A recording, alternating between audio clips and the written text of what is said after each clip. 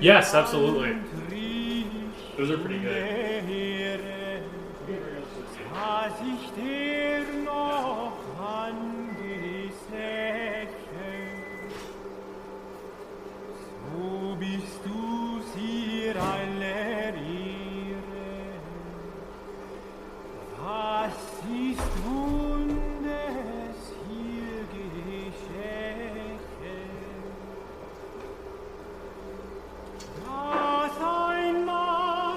Did we talk about Ruby McAllister? Do you know Ruby? Don't think, no.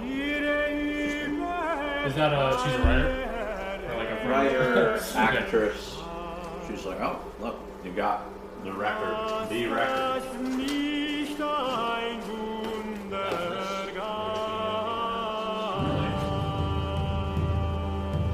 I didn't know. So this is not mine. This is my girlfriend's mom's record.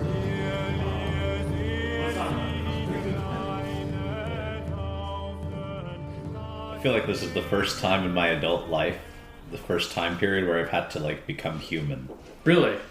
Yeah, it sucks. Because you're living alone now, and that's the main bit. There's just a bunch of like they say you cannot live on bread alone. Yeah. But I have not lived on bread ever. Yeah. And now I have to like learn to live on bread. Live on bread. Live on the stuff of Material. subsistence. Yeah. Material life. Pentacles, shall we say? Yeah, I'm Yeah. totally. And it's funny. I talk often about like,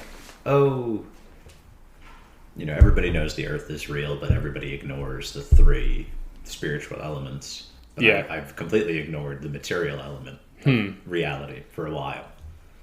Just in terms of subsistence and like making money and all this kind of thing. Yeah.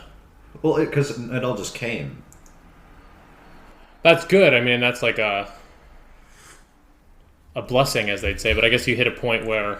Well, I'm just like, I have to pay the dues to Yeah. the world if I want to be in the world. Yeah. That's interesting. Which I can accept. Yeah. It's just... It's a difficult. struggle. Yeah.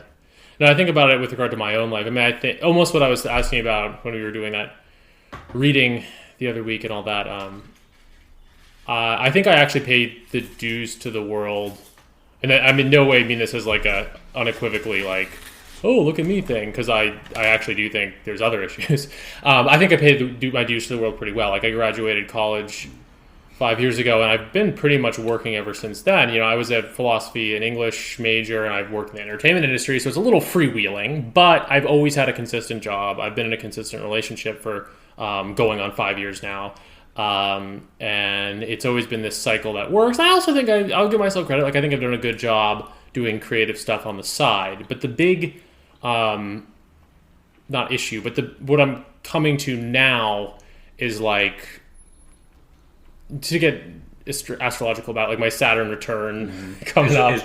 In Pisces. I should know, right? But I think it's in, let me look it up quick. How old are you? 28? I think it is in Pisces. What's it about to go into? Pisces. Then yes, it's in Pisces. So it's right now, yeah. It is right now. Okay. Are you sure? Because I thought it was going in June. Okay. I mean, your return. Like, yeah. It's not, I mean, like Saturn is in the placement, but it might not be in your degree.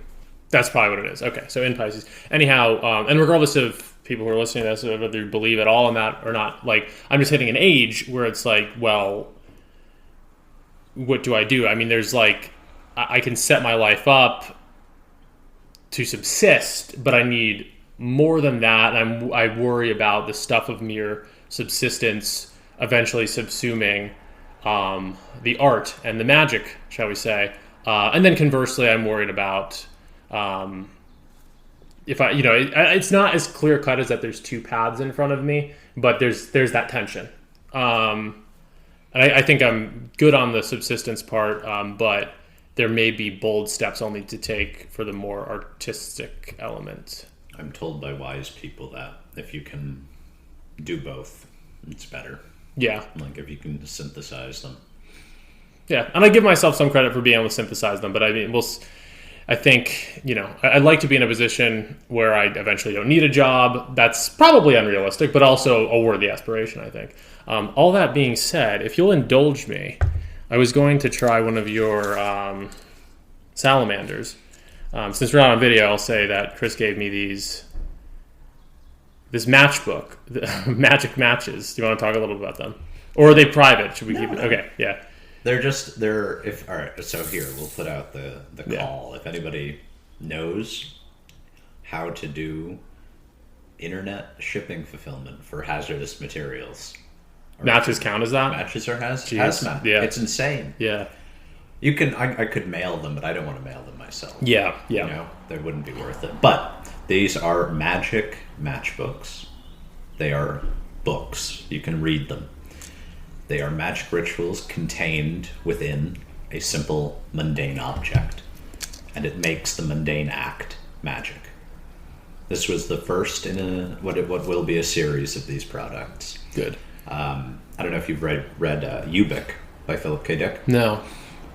I was very inspired by that because it's like these mundane products are parts of God. Mm-hmm.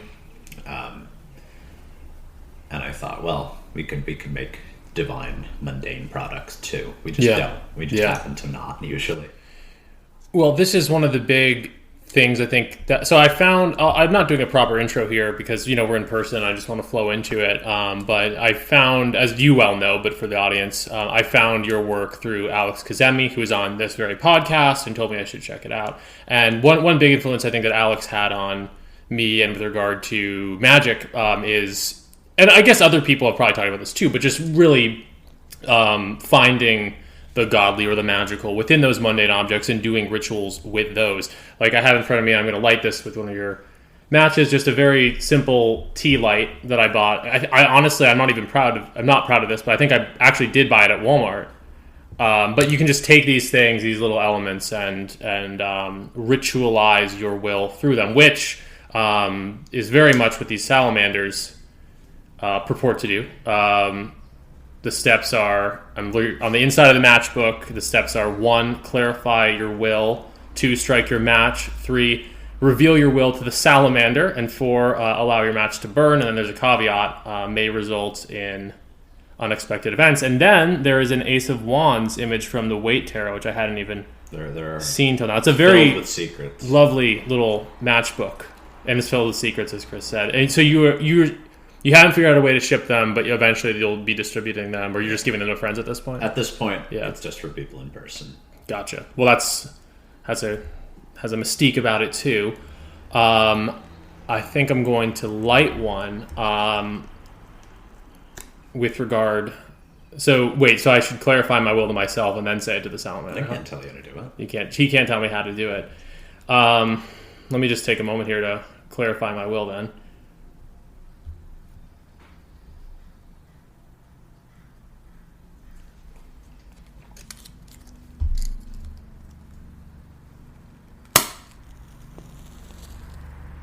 I hope that this podcast, when it goes out into the ether, changes things for me personally.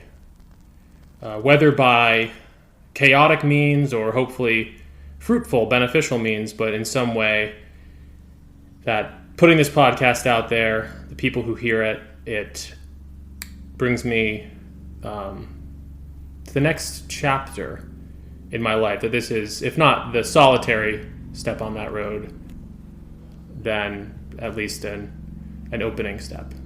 Do you mind if I give a bit of critique? Yes. I mean, I don't mind. Please do. The will, just in my experience, from doing magic for a few years now, it's got to be short and sweet. That makes sense. The will, there's a Freud line, the drives are silent. And in some ways, like memes are some of the most primal, libidinal or fanatical expressions. The less ego consciousness there is in that intended will, the better. Because that part is weak. Mm-hmm. That part exists by fighting the stronger part of us. The wills are like, that's why I like mottos, slogans. I think, those are extraordinarily powerful. And I don't want to get into politics, but what I will say is that I see a lot of people on different opposing sides of the political spectrum they say, oh, these slogans, they don't make any sense. They don't make any sense. They're bad. On both sides, you get this. Yeah. And it's so insanely foolish because the ideas don't matter. And nobody, literally nobody who votes cares or understands them. Yeah. It's a good slogan. It vibes hard. That is what counts. For these people who are like, no, we need it to be, we're America. We are not yet at a stage where we can be an intellectual public in terms of democracy. And that's okay. Yeah. You just have to, play by desert power. Yeah. Because slogans are memes and memes matter. Exactly. Catching on, right? Exactly. Yeah. No, your point is well taken. I mean, I probably should have known that myself. It's an issue I face in any number of walks of life whenever I'm using language that I'm given to logorrhea or whatever word fits. But your point is well taken. And thankfully, I have 9 others. 9 others, and that's my lucky number. So 9 other attempts. That being said, I do hope that this podcast yes, makes it into the ether. The feeling is good. Do you ever listen to the song King's Lead Hat by Brian Eno? No, I love Brian Eno. Don't know that song. Yeah. And just this idea of the lucky number 9. I guess the English 911 is 999. And there's a line in it. And it says he dials 9999999. It's good. I'll listen to it later. I have a whole outline that we may dip in and out of, but you're in my living room right now, and you just saw the album Synchronicity by The Police on a shelf, which is not mine. It's actually my girlfriend's mother's, but that's neither here nor there. You said that without Synchronicity by The Police, there would be no meme analysis. Did you mean that on an artistic basis, or do you mean it in terms of like the notion of synchronicity, or do explain? I mean that literal record. It became a very influential record to me. I picked up a copy of it on tape at a flea market. Yeah. Right before 8th grade. Yeah, It might have been in 7th grade. And I'm an obsessive listener of music. When I listen to music, I'm very obsessive about lyricism, and I want to understand every reference. I want to understand the lyrics. And that has been how I've discovered everything that I'm interested in. I think I talk about this in every podcast, but I got into Young through this record, through Synchronicity by the Police. And that's why Synchronicity was the first Young book that I read. Oh, wow. At maybe 14. But I think it had a very positive impact on my reading of Young, because I think a lot of people start with his more basic texts and with his older texts. I think the best way to read Young is late. And Synchronicity's later. Synchronicity is one of his very last. I think UFOs. But I think the Memories, Dreams, and Reflections is a very good one to start, because it's at the end of his life. It's autobiographical, and he's honest about archetypes. Yeah. And that's the problem, is like a lot of his early work is still hiding through science. It's still masquerading the truth that he recognized after his breakdown about the nature of the archetypes. So I find his later work tends to be more powerful. Interesting. Yeah, I have familiarity with Jung. I have not read an entire work yet, unfortunately, but I did just get Synchronicity from the store. I was thinking, deciding between that and the Red Book. I actually went with Synchronicity because it was cheaper. But I think it seems like it's not the worst place to start, and that's very interesting with the Police. I listen to music in a similar way. I've actually never listened to that record extensively. I didn't really know.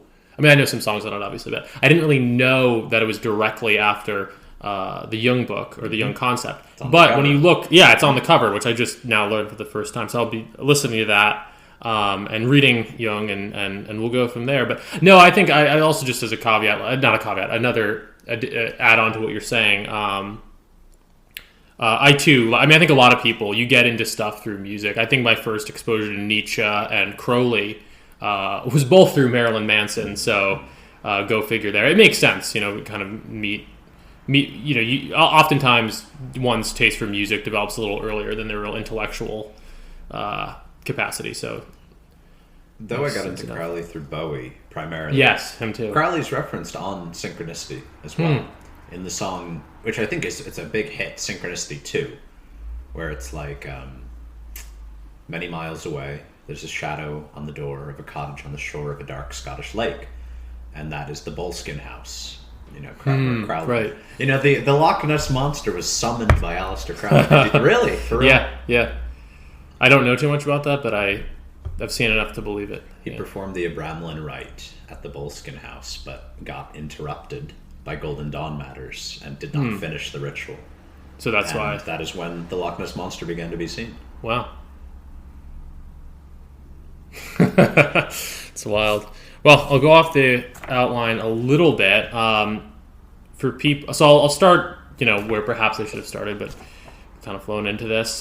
Just the general introduction for those who might not know. Chris Gabriel, meme analysis. You go by Chris, though. You're not one of these people who calls himself meme analysis. Anyhow, I like this fact. You are the founder of the original Sigmund Freud's Dank Meme Stash. Was that what it was called? Facebook group. Co-founder. But it was at a very precocious age. I mean, you were like 14, which, yeah. In true Freudian form, perhaps. Well, I don't know if that's true Freudian form, but, you were dealing with certain issues and you were drawn to Freud at a young age. But you're now most famous for your meme analysis YouTube channel, which you've been doing for about 4 years now. 2019, right? Yeah. And it's very popular. You have over 100,000 subscribers, which is enviable. And the content is fantastic. We'll talk about it today. I was going to say, I liked the video you posted yesterday even. What was it called?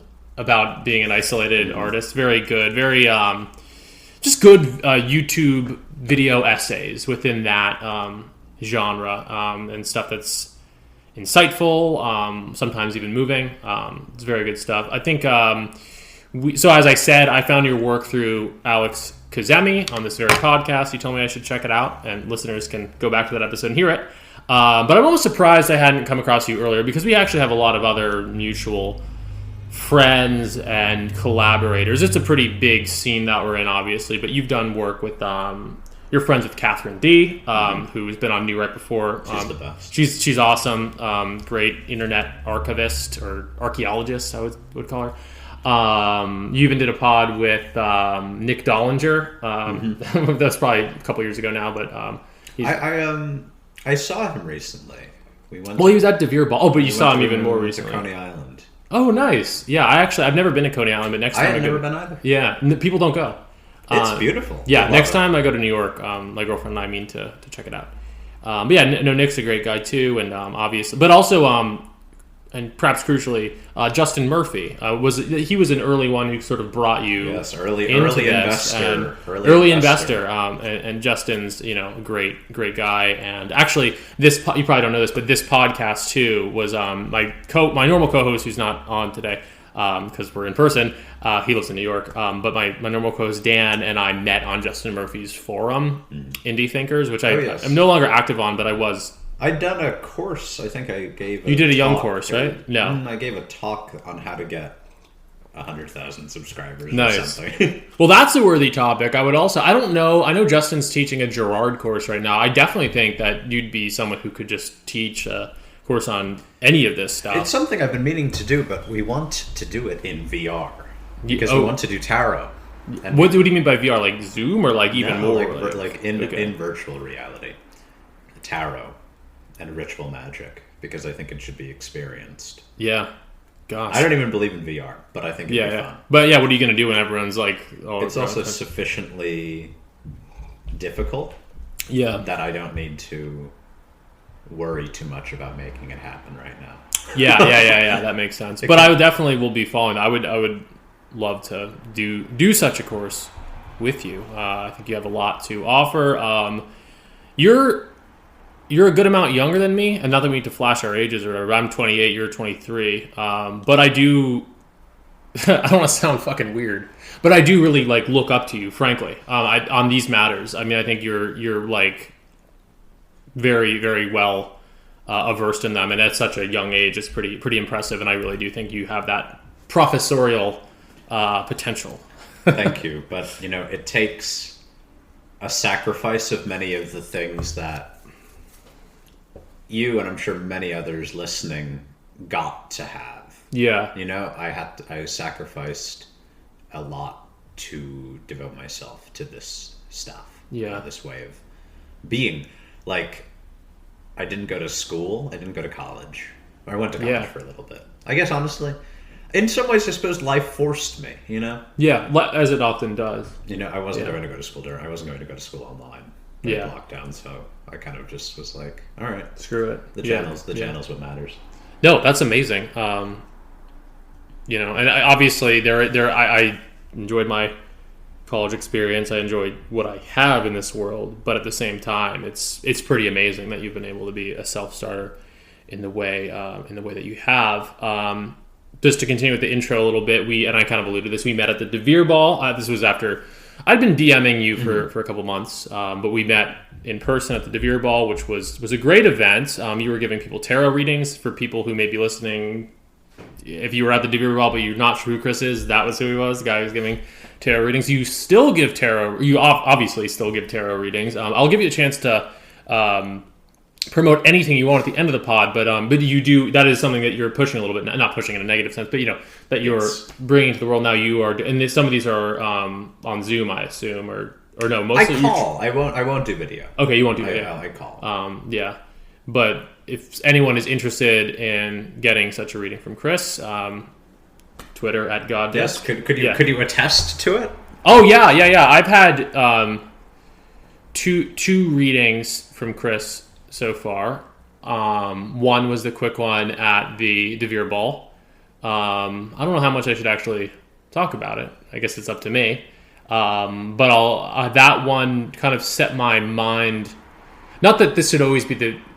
We'll talk about this later too. Like, not that tarot and mystical stuff should always like set your mind at ease, because sometimes it should do the opposite. But in that case, that reading really set my mind at ease on something that had been tormenting me and still torments me. But I actually think about that reading quite a bit. And then last week you gave me like a Celtic Cross reading, which has definitely provided a lot of food for thought, just regarding, you know, existential matters, kind of some of the themes that I was talking about when I lit the match at the top of this podcast. And sort of, you know, what is tarot, among other things, maps the path of life. And I found your readings very helpful for me at doing that.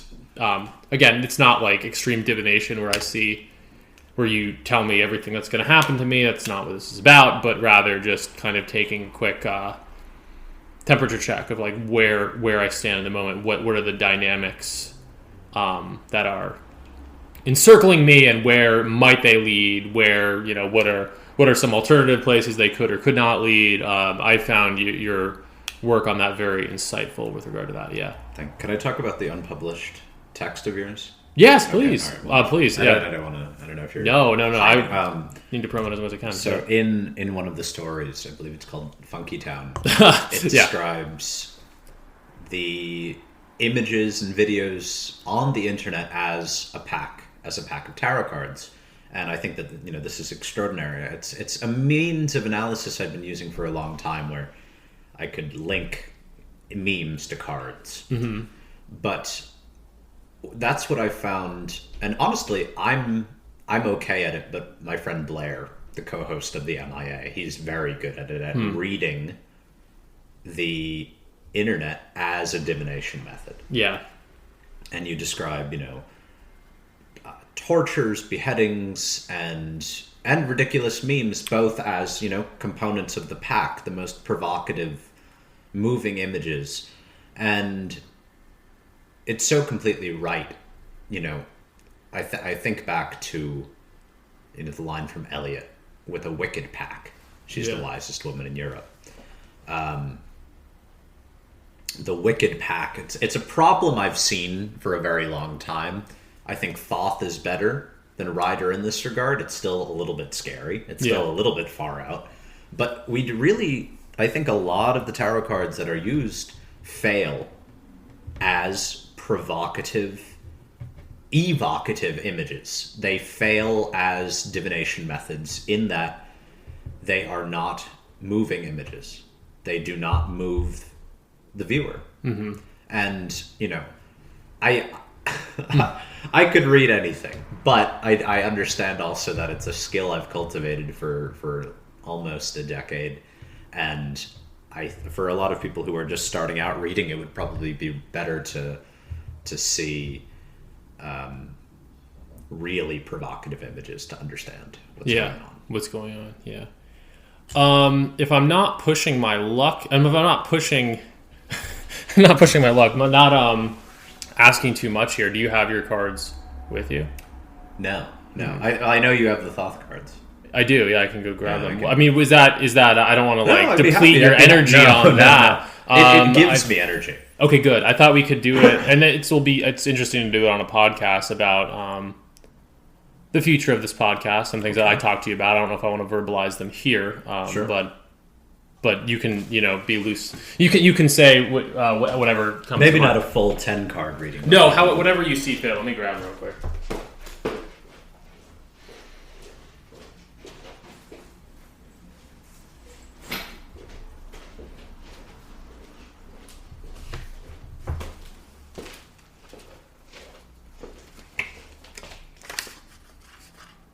Don't you love the degradation of the boxes? Yeah, it gets really bad. I know you have like the slightly smaller one. I do like the small ones quite a bit. I might just get a couple more just to have. Do you? I assume you don't actually, but maybe you do. Do you believe in that thing where you're supposed to have someone give you the deck? No. Good, because I've never, I don't know anyone who's into this stuff. I kind of found it on the internet and on my own. So, all right, what are we asking?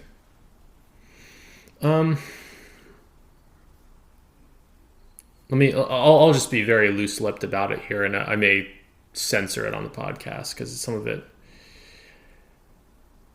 this is a little strange to do, but I think it's worthwhile. I mean, I ever since the Hermit, yeah. Self-explanatory. Let me have one of these, and then I'll back up a step.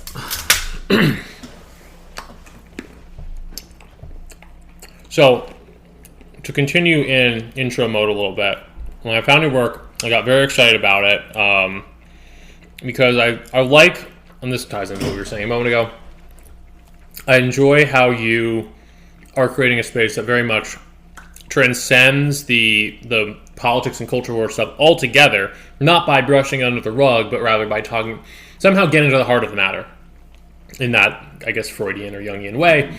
My perception has always been that you're, getting to what really matters beneath those topics. In a way, also comparable to Camille Paglia, another huge influence of mine, someone I found through right-wing stuff, but who is not herself right-wing per se, and who, deals in that archetypal. Kill to meet her. Yeah, you have not. I wish. Alex supposedly has, right? Yes. I want desperately to meet her. She is like the only living theorist I want to meet. Yeah. My friend met Zizek. No. He wrote. They wrote. Yeah. But that doesn't matter. I prefer Paglia. I mean, Zizek is good, they but did a video together, didn't they? Remember? Probably. I haven't seen it. But not to go over anything too basic, but I always assume that perhaps no one has seen your work. So I'll say, you started, and you still do this. You your YouTube channel, Meme Analysis. You dedicate. Sorry, I'm choking on this chocolate. You dedicate each video to a different meme and analyze it. Meme or mimetic phenomenon. A lot of them are actually like phenomenon, more so like the incel psychology is one of your videos, or the psychology of, how do you say that? Ahego? Yeah. So like not just like, I mean, you do have like the Yes Chad meme analysis, that kind of thing, but it's also like those broader phenomenon. I really like the one you did on meme magic and Keck, kind of on the whole 2016 phenomenon. GameStop and Wall Street bets, the mimetic economy, very good one. I'm just name dropping some of these to whet people's appetites if they haven't come across it. And you analyze from a kind of definitely from a Freudian lens. I feel like that's probably where the word analysis comes in, that original psychoanalytical talking point.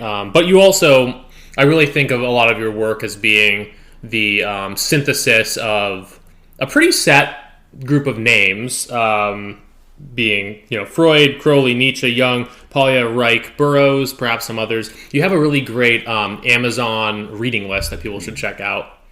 One could get their whole education just from delving in. You're very much an original thinker in your own right, and you apply this stuff to the internet in a way that obviously none of these people were able to in their lifetime. But I do see you as standing on the shoulders of these giants, which is very much how you present it. And I really, really like that about your work, that there's kind of this meme analysis canon almost. It's very cool. Maybe later on I'll ask you to name drop. We already talked about Jung Synchronicity, but maybe to name drop some best books to start with of some of these people, because I think that would be beneficial to the listeners. Where am I going with this? Just kind of meandering around the intro here. I do think, some people would say, oh, meme analysis, it's like fun. This meme means you want to fuck your mom, whatever. But there are definitely some overarching themes that emerge. And I want to talk about those, but I'll turn it back to you. How would you kind of describe your overall mission with meme analysis and what you're doing, if that's not too big of a question? When every living human confesses that memes matter. Yeah. No, that's a worthwhile mission. I think that idea of memes mattering will have a profound impact on the world. Yeah. And I one thing that I was wanting to talk about by bringing this up, beyond what you're saying, which absolutely makes sense, is the sort of Rosicrucian, if I can even say, almost for the betterment of the world kind of mission. You're a Nietzschean, but so you're not a liberal humanitarian, but I do really see that you're trying to help people who watch these videos in the way that Freud might. There's an emancipatory element where you're trying to help people look past these immediate knee-jerk reactions. A lot of people, you talked about this with Nick Dollinger, your fast food video is one of your best and most personal, talking about breaking out of the spell of doing repetitive harmful behaviors, which so much of us are in, with whether it's fast food or pornography or drugs. I really appreciate that element of your work, where I do think you're trying to help people, especially maybe Gen Z and especially Gen Z, millennials too, perhaps. Understand themselves outside of this digital anima, as you've described it. I suppose I would view it as it's an aeonic duty. That was going to be what I said next. Yeah, talking about that. Yeah, it's not. I'm not out here necessarily out of compassion and love, which I'm sure is a part of it, but I can just recognize that there are things that I believe have to happen, and I want them to happen, and they're not there yet. Mm-hmm. The material, the substance of the generation so far is just incapable right now. And I think that this sort of work, and hopefully the work that I can inspire others to do, will help liberate them to be able to do their duties. Yeah. And you're so the Gen Z thing is perhaps on point, because you really are kind of aimed at that. Mm-hmm. Who would you say your target audience is? That I think the top high school to 30s. Yeah, it's the biggest.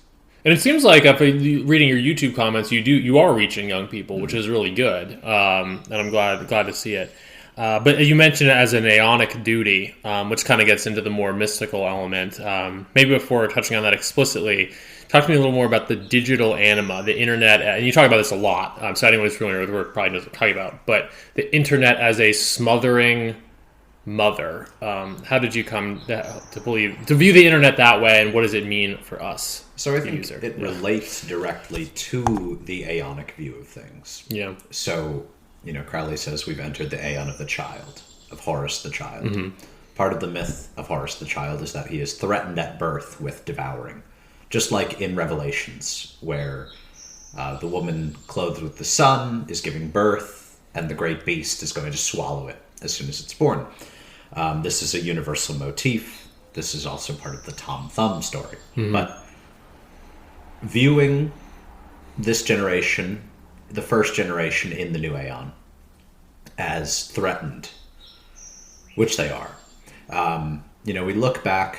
Leary talks about it. Many of the people early on with the internet recognized that the people making the internet were making the ideal mother, making the ideal woman that they didn't have. The internet from its conception maybe started as a library, maybe started as an archive of information and a means of sharing information. But, of course, the complexes quickly come in. Just like we talked about the intention behind magic. Yeah. Versus a superego intention, which is like, oh, we'll build a library, a new Alexandria, we'll be able to all share information. But the true will behind them is libidinal. Yeah. Which is, I want to be comfortable. I want to be comforted and entertained and amused all the time. And they got it. They made it. And, this is the first generation truly raised by the internet. Yeah. And I think giving these dynamics and occurrences a narrative and a symbological lexicon will be very helpful. I think, I believe in fairy tales. I think telling these, there is not a fairy tale to warn about the internet.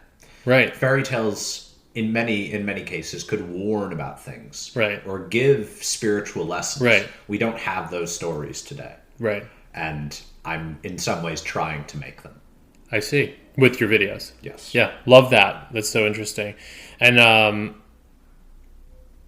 in terms of the digital mother of it all, the thing that sort of dulls and saps your senses is, I think, a lot of our experience of the internet. Some of the advice I feel like you'd give to young people, especially young men, by the way. I wanted to talk about that a little bit. I don't think you're not some like manosphere channel at all, but I do think a lot of your advice is especially relevant to young men who I don't think this is overly polemical. I think increasingly this is a accepted view that young men especially are kind of being left behind a little bit, and they struggle with these things. And there's a strong current on like sort of right wing Twitter and traditionalist stuff. Couple points people hit. Don't smoke weed, don't jack off to porn, limit video games. This is advice you see a lot, but and it's advice that you very much also give. But you come at it from a very unique perspective. Can I give a funny? I just want to give a funny thing.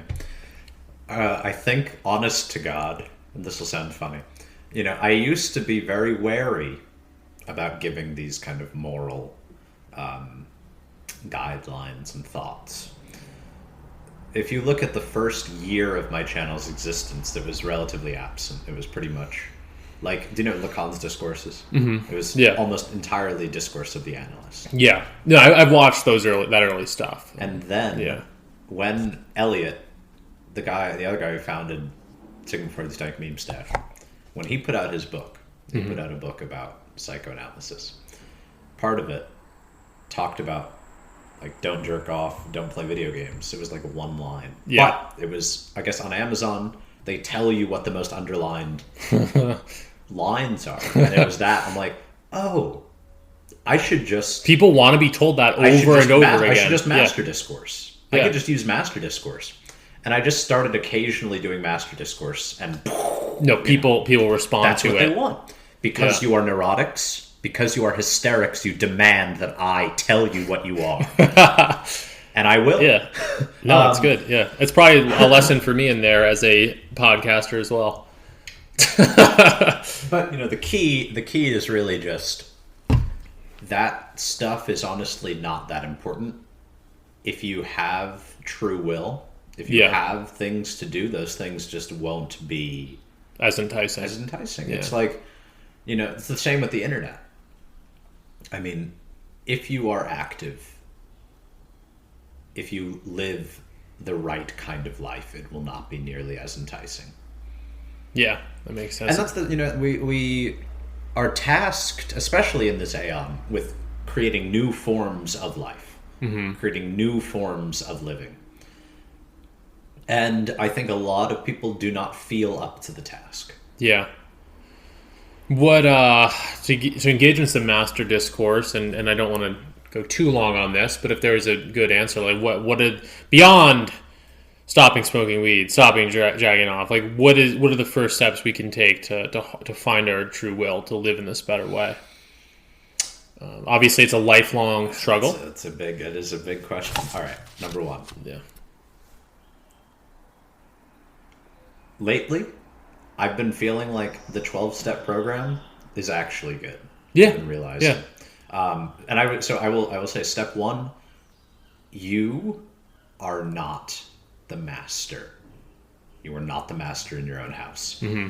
This is a problem. Even in my life, I used to know this more clearly, but my ego got inflated for a time, and I forgot about psychoanalysis in my own life. Yeah. It was still a tool that I used with others, but I forgot that the ego is not the master in its own house, and the unconscious, thrust itself into my life. So step one, you are not the master over your own life. Thus, these actions that you think you can will yourself to take to change your life are not going to happen, period.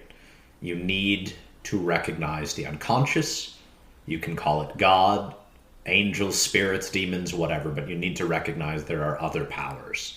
Two, that there are means of communing with these powers, that you can pray, you can do magic, you can do divination, you can just begin changing some daily habits.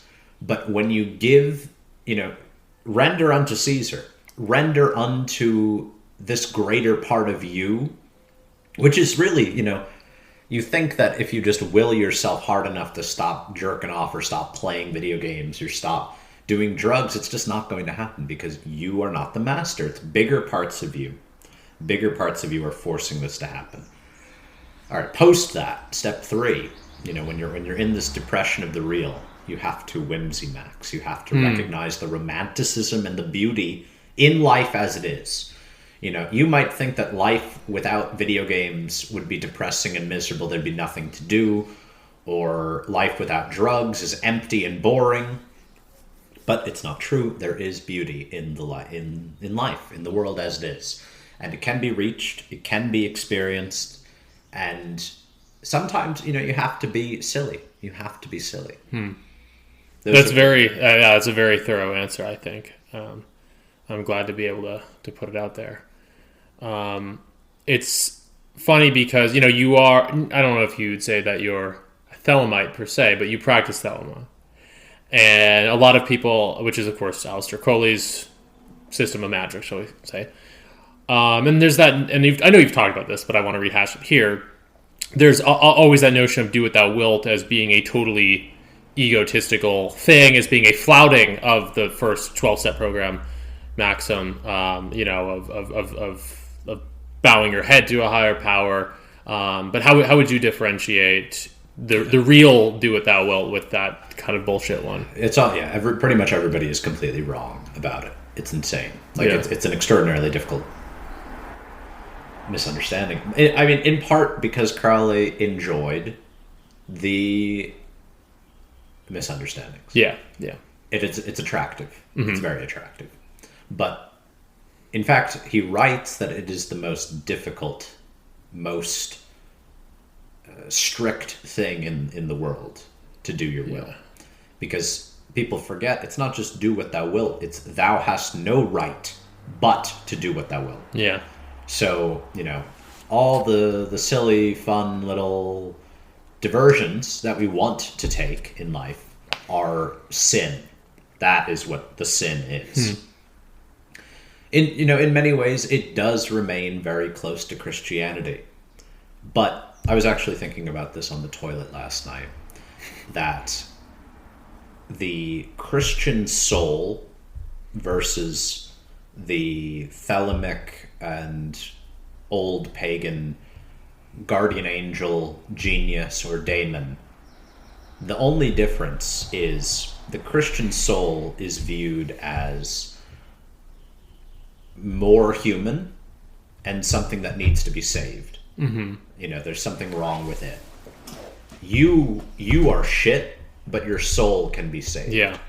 In Thelema and in paganism, it's like, you're okay. It really, you don't really matter that much. But the daemon is like ultimate good, because that is God's connection to you. That is the divine in your life and in the world. So you can perfect yourself to be the best vessel for the genius, for the daemon, for the guardian angel. So rather than perfecting the soul, in Christianity, we perfect ourselves to do God's will on earth. That is the idea. So in some ways, it's very close. In some ways, they're very similar. Yeah. No, it makes... I mean, I in my own reading on Crowley, I'm about halfway through Magic Without Tears, which we'll talk more about later, I think. But yeah, you see how deep this goes. This idea of do what thou wilt, and how misunderstood it is. It seems to be heavily influenced. I'm just going to it's almost wrong for me to just throw this out here and then probably not elaborate on it too much, but it almost seems very influenced by the Tao. Absolutely. And yeah. That's a huge, yet again, this is my other advice. Don't trust any Thelemites. Don't trust any of them. None of them, I bet, don't even, they don't even know how to read. They're probably doing drugs or are sexual degenerates without strong wills. This is from experience. Yeah. I've not met nearly any good Thelemites. What I will say, every good, really good spiritual person, they know Crowley. Oftentimes they like him secretly. Yeah. They won't say it because they know what it attracts, but they like him. Interesting. That's just from experience. But Crowley is a very negative figure to bring up because of his fan base. So none of them actually understand, yet again, that Taoism is, I'd honestly say, the primary influence. That's been my read on it as well. If you read his confessions, if you read Crowley's confessions, he talks about one of the most difficult periods, one of the most difficult changes in his belief system was after receiving, he was a Buddhist. Right. He studied Buddhism under Alan Bennett. And only after receiving the Book of the Law, which he was initially repulsed by, he had to eventually accept that Buddhism was wrong. Yeah. And that Taoism was correct. Do you know, this is another story I love to tell. Do you know the parable of the vinegar tasters? Tell it to me again. I don't. So, it sounds familiar, but it's like the three great Eastern thinkers. We're all at a bowl of vinegar. It's Confucius, Lao Tzu, and Buddha. Confucius tastes the vinegar and he frowns and he says, "This should be sweet. This vinegar is bitter. It should be sweet." The Buddha tastes it and is expressionless, and he says, "It's vinegar." And then Lao Tzu tastes it and smiles and he says, "It's vinegar." Yeah. We can recognize the world as it is and take pleasure in it. Mm-hmm. Yes, that seems to be one of the fundamental Crowleyan insights. And there's other schools of thought you can cite. We're getting into a little bit philosophical, deeper water here, but I think that's good. I've often thought about it in terms of Schopenhauer and Nietzsche. It's a similar process, perhaps. There's kind of an initial understanding I think you get in Schopenhauer, Nietzsche, Buddhism, perhaps in Lao Tzu. I've not read too much of it. And perhaps even in Confucius. But there's that understanding of the world as will, basically. Yes. The world as will, as wills in competition with other wills. Perhaps as one, there's different interpretations, but basically the world as will. And then there are affirmative and negative responses one can have. Buddhism, for as happy as some Buddhists seem to be, is basically a negative response, as is Schopenhauer. But Nietzsche in one way, Crowley in another, I think probably Lao Tzu or something in the Tao, is much more affirmative. It's taking what could be seen as a grim reality of ceaseless striving, signifying nothing, but taking but affirming it and affirming that yes, it can be a joyful process. That is development. Eliphas Levi, the magician who Crowley believed he was a reincarnation of, he had, gone to many Schopenhauer lectures, and it totally changes everything about his approach to magic. It becomes, that gives him the language. This is really the true beginning of the importance of will in magic. Is through Levi. And of course Crowley has Nietzsche. Crowley has access to Nietzsche. And Freud. So it's a more advanced, though Levi is also yes-saying, but it's not from Schopenhauer. But I think Nietzsche's affirmation, Nietzsche's understanding of will is, primary to Thelema. But again, how many Thelemites have read Nietzsche? Yeah, you don't not enough to begin to understand what is going on. Yeah, at all. It's something Burroughs talks about. We have every virus in us already. They just get activated at certain points by input. Did you ever read Cities of the Red Knight? No, it's extremely good. Yeah, it's kind of next on my Burroughs list. Yeah. I think we talked about this at the Beer Ball. Maybe not. But I don't know. It's his easiest fiction. Yeah. It's not cut up. Yeah. It's still hard, but it's not cut up. Gotcha. I've read mostly just Naked Lunch, Wild Boys, and Revised Boy Scout Manual, which I read after. Did you read your YouTube video. Nova Express? No. Not very well read. Nova Express is really, really fucking good. Better than Naked Lunch, in my opinion. Yeah. Naked Lunch is good writing, but it's famous for the wrong reasons, of course. As with Crowley, There's one section of Naked Lunch that I adore. It's called The Black Meat. It's been a while, but yeah. With veins like that kid, I'd have myself a time. Yeah. But Nova Express is fucking really good to me. That's his peak work of cut up. I like Cities. I like the Western Lands. Cities of Red Knight is one of the series, right? Technically, I think with the Western Lands. I think. Interesting. Yeah, I will read more Burroughs. He's good in time. He's very good. He can be hard, but I really enjoy him. Definitely difficult, but Did you see that I met Lydia Lunch? What about her? That I met her the other day. No. Yeah. Nice. At the bar, and we were talking in Echo Park, or we were talking about Burroughs, and she was like, "I would kill him. I would kill kill him if he was alive." She doesn't like him. Yeah. She's older, right? She was kind of like a punk original. Yeah. It's neat. Yeah. Music. This is, I don't know if we'll put this in the pod, but we're just talking here. Music wise, you're pretty variety of genres. Or I feel like you like punk a little bit, right? Yeah. It's definitely in that. I mean, any real punk would call me a poser, but I did have a punk band. Nice. We had a lot of attention at the time in the scene because we would attack people with food. we would pelt people with food and throw pizza. We would get shakes and throw them in the audience. It was fucking nice. In New Jersey, was it? New Jersey, yeah. Cool. So you're a musician too? I guess with punk, the beauty of punk is you don't have to be. I would never call myself that. Yeah. But I have made music. Guitar or what? Harmonica, violin, and singing. Nice. Cool. I feel like I was gonna say something else about that. Oh, have you read? And I haven't read this in a while. I don't even know why this is, of all things, is actually something I have read. But the Farrell House book on Darby Crash. No. It's interesting. I mean, you know who that is from Germs? Germs, yeah. Yeah. They're definitely Lexicon Devil? Lexicon Devil, yeah. I have to reread it because my understanding on these kinds of topics was, lesser back then. But no, it's all about how he was involved in Scientology, and I mean, he's really just one of these Southern California,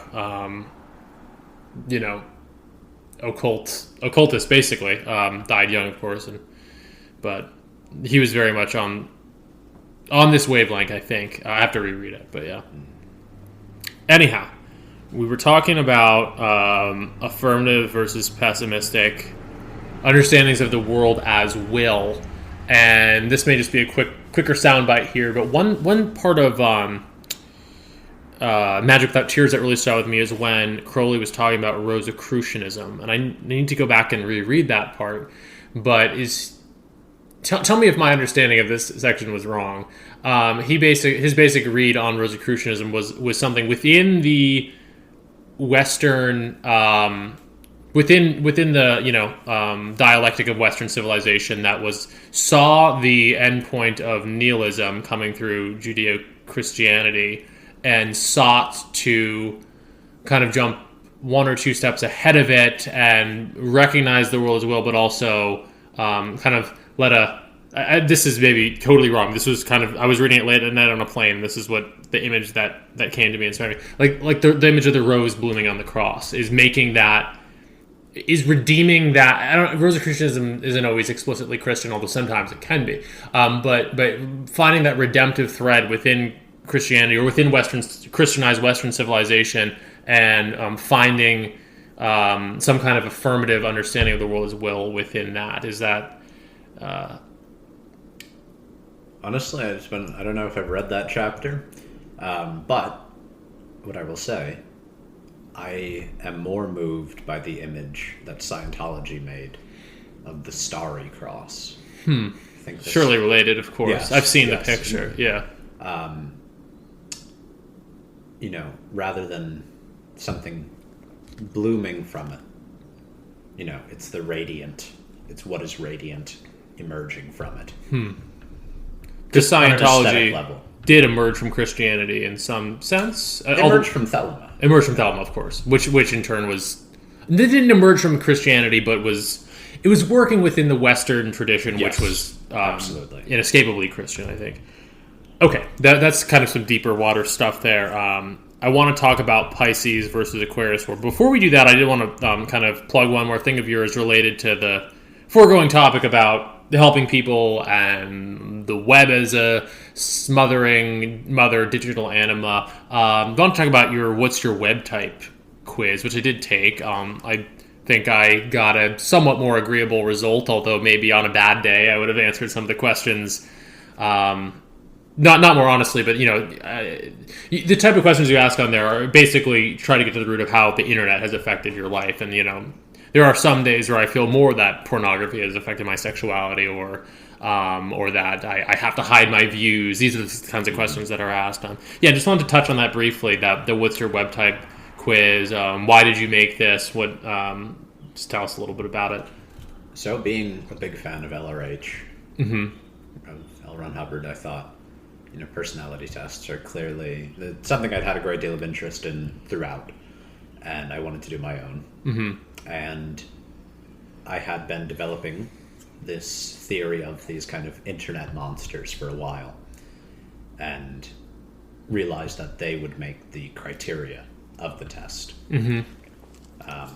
How affected by one or the others one was, and realized as well, and I don't know if the experience has necessarily proven my theory, but people love to talk about themselves, to experience being told what they are, and personality tests are one of the most effective ways to do that.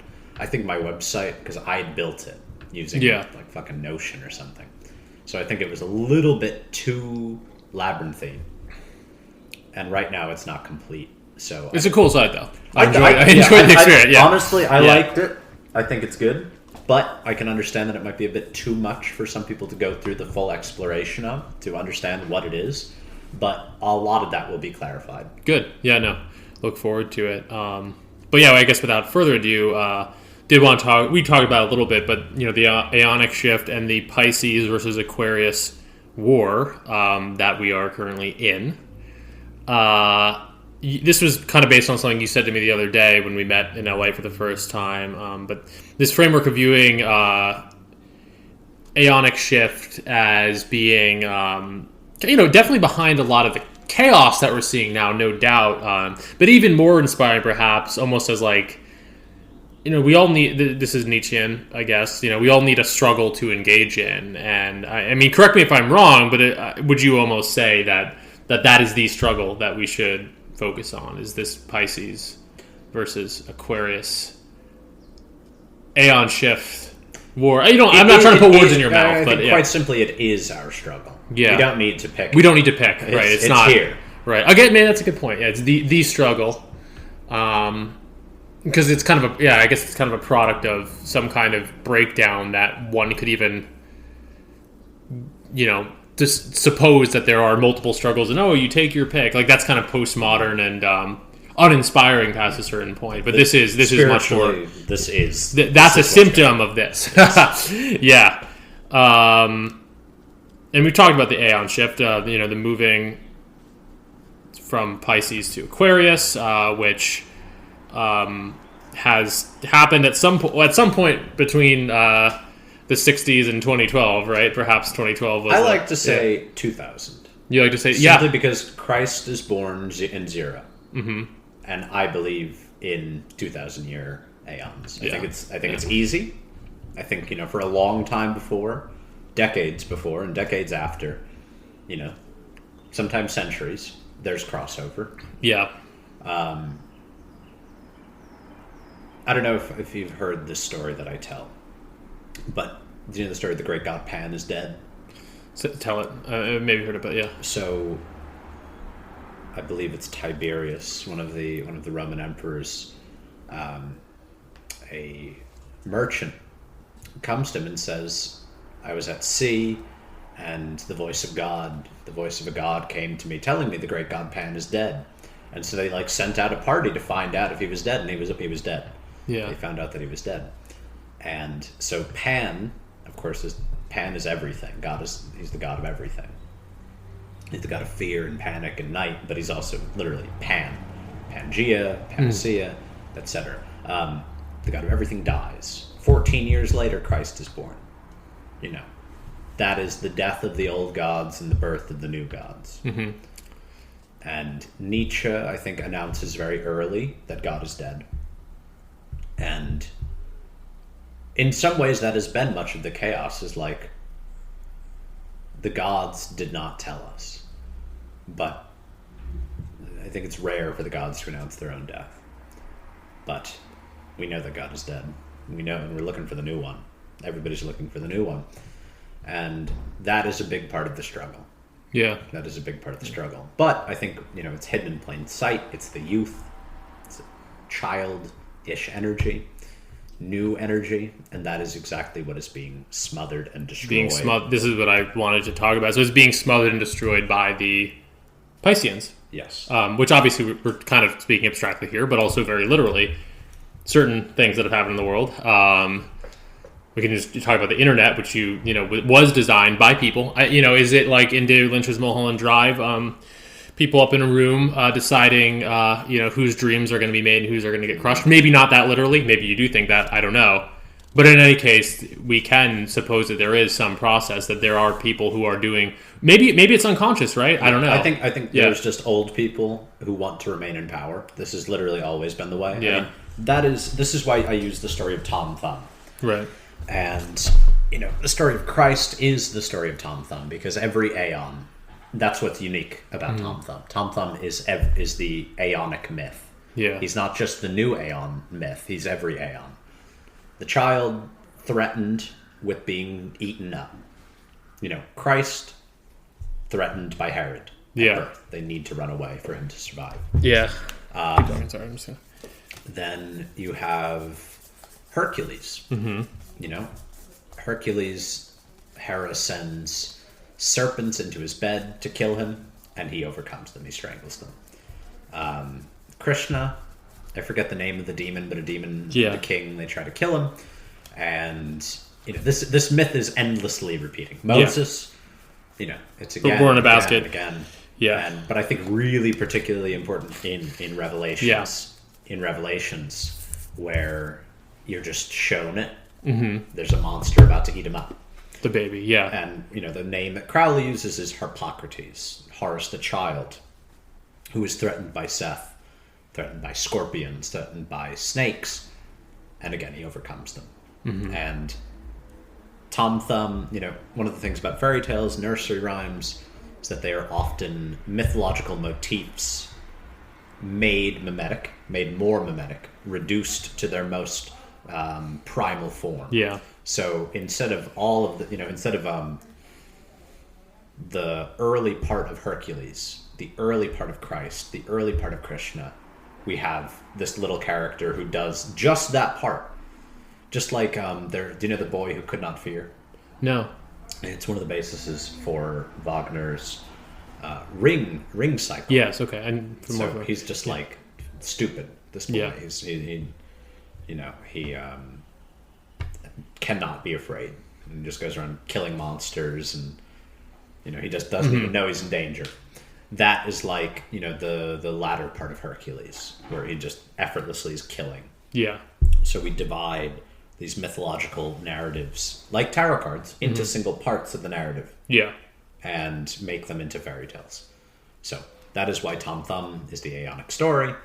Because Tom Thumb remains small, remains a child. He always. And Always. He's always cycling. And it's a zodiacal cycle as well. The types of creatures swallowing him are zodiacal. Zodiacal. Fish, cow, and now for the Aquarian Aeon, we are in the pudding. It's a very famous part where he falls into the pudding. The internet is the pudding. Yeah. Okay. Well, the Aquarius is the vase. Yeah. That's the water bearer. He's fallen into a pot. Yeah. But can he get out? Of course. Yeah. And there's that Crowleyan notion that this is the Aeon of the child. Yes. So it's a child who does not grow up. Or No. is that two? Yeah, that's two. No, because you can even see in this card. Yeah, we're looking at the Aeon Thoth card here. Horus the Elder is already in him. Yeah. They are one and the same. So he's just young at this point. Yes, but both happen. Both happen. Both Horus and Tom Thumb. They emanate like the war, the advancement of war is Horus the Elder. But the advancement of the kind of public idiocy and softness is Harpocrates. The expansions of sexuality beyond tradition, film, entertainment, technology in general, this is all Aquarian, but as is nuclear war.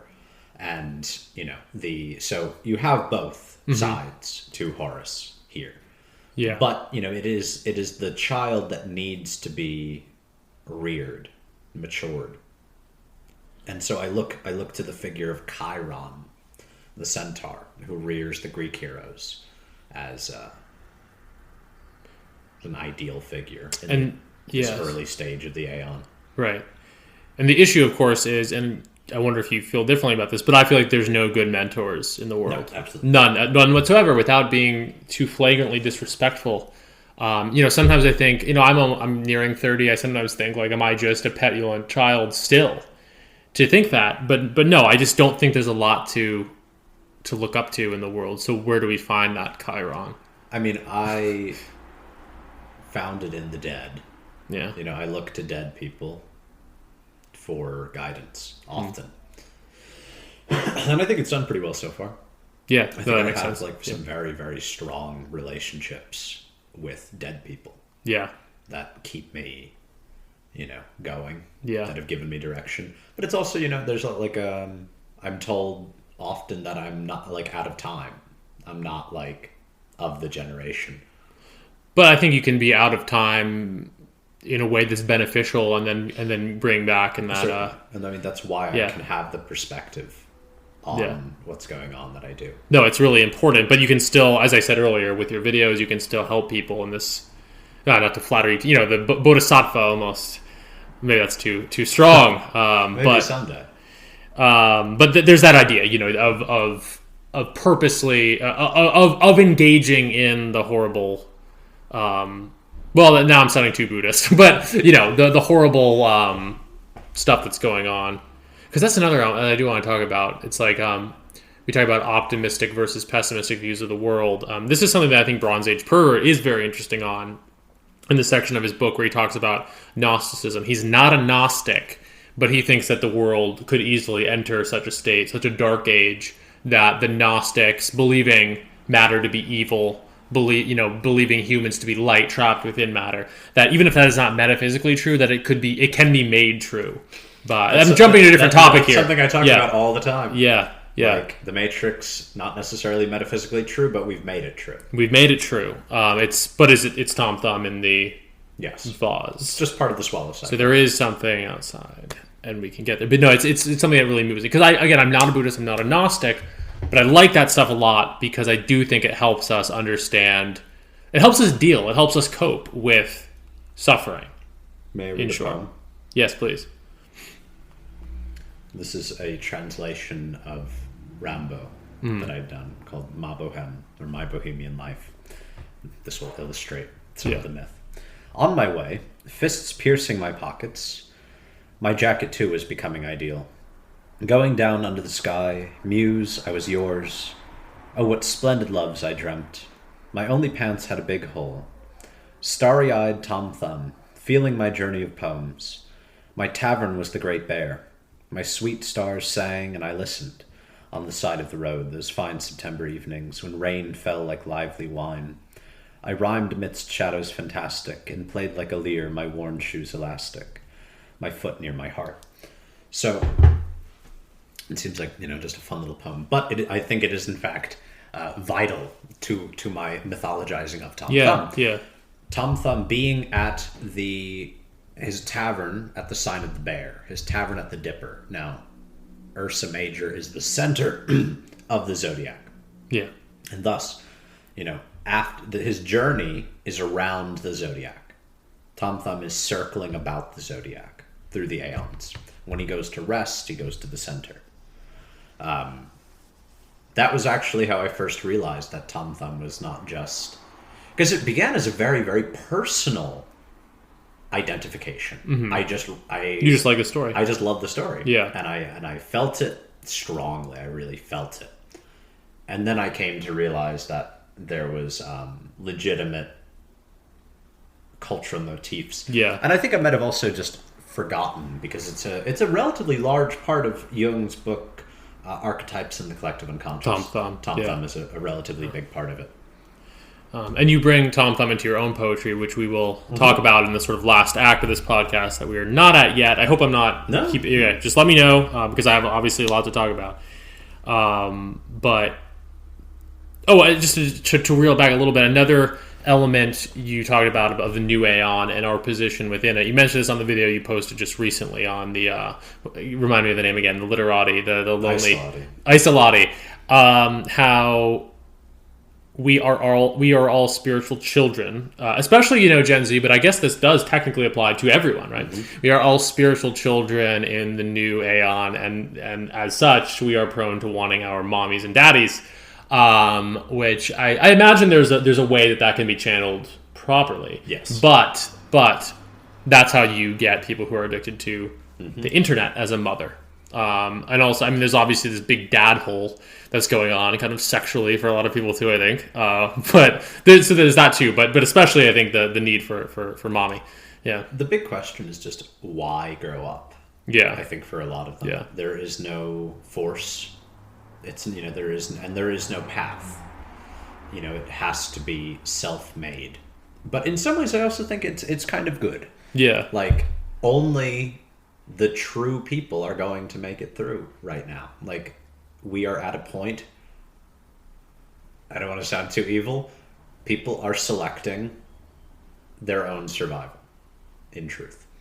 But it also is unconscious, of course. Yeah. But I think that it's a tragedy, but it is the nature of life. But I do think that there's a good amount of phenomena that is kind of unconscious natural selection. The unconscious people, again, do not, like I was saying, your ego is not the master in its own house. Oftentimes your unconscious wants to kill you. Yeah. Wants you dead. Yeah. Badly. And will kill you often. Yeah. Accidents are not accidents. Yeah. It's you are being killed by your unconscious. For real. Yeah. It's something that Freud talks about. There are no accidents in the unconscious. Yeah. Everything is intentional. Well, it's the same with magic. Yes. Yeah. And that's why it's so significant to put oneself in shape as a vessel. Mm-hmm. Because if you don't do your will, the unconscious will rebel. The will just destroy you. Gosh. punish you. Yeah. Just Jeez. like, God will punish you if you stray. Mm-hmm. It's like that, but it's you. It's worse. Yeah. Because there's not a straight and narrow. Yeah. There's not a clear straight and narrow. Wow. I mean, that kind of leads me to another question I wanted to ask. I asked you this personally, but I'm asking it again because I think it's an interesting topic, is to what extent Jung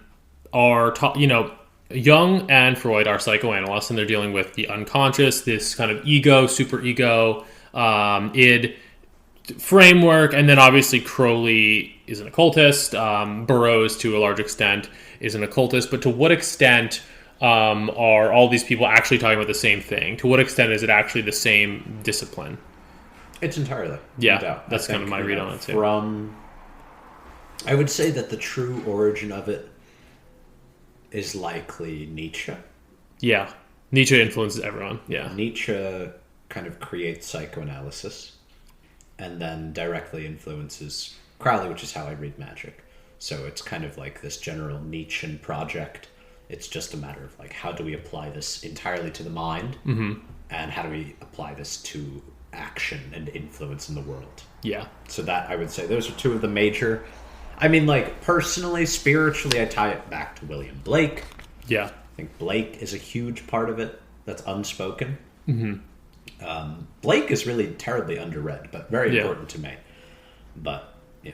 Yeah, so you read a lot of poets as well who are insightful. Yeah, no, I mean, I was kind of leading you into that answer, but I always had that sense that really, and Wilhelm Reich is another critical figure here, right? Reich, Reich, Nietzsche. It's funny, Nietzsche,